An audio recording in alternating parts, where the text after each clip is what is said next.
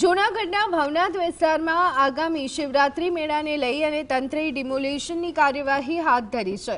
મેળામાં દર વર્ષે જગ્યા ખૂટતી જતા તંત્રએ મેળાની જગ્યા પર થયેલા દબાણો દૂર કરવાની કાર્યવાહી શરૂ કરી છે। લારીઓ, ગલ્લા અને કાચા ઝૂંપડા ઉપર બુલડોઝર ફેરવી અંદાજે 100 જેટલા નાના મોટા દબાણો દૂર કરવામાં આવ્યા છે। પ્રાંત અધિકારી, મામલતદાર સહિતના અધિકારીઓનો કાફલો જેસીબી સહિતની મશીનરી સાથે ભવનાથ પહોંચ્યો હતો। તંત્ર દ્વારા હજુ પણ દબાણ દૂર કરવાની કાર્યવાહી ચાલુ રાખવા નિર્દેશ આપવામાં આવ્યા છે।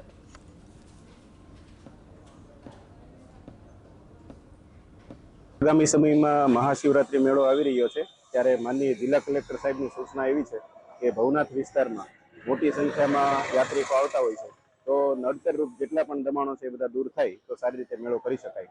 માનનીય કલેક્ટર સાહેબના માર્ગદર્શન હેઠળ આજે એક ડિમોલિશન ડ્રાઈવનું આયોજન કરેલું છે।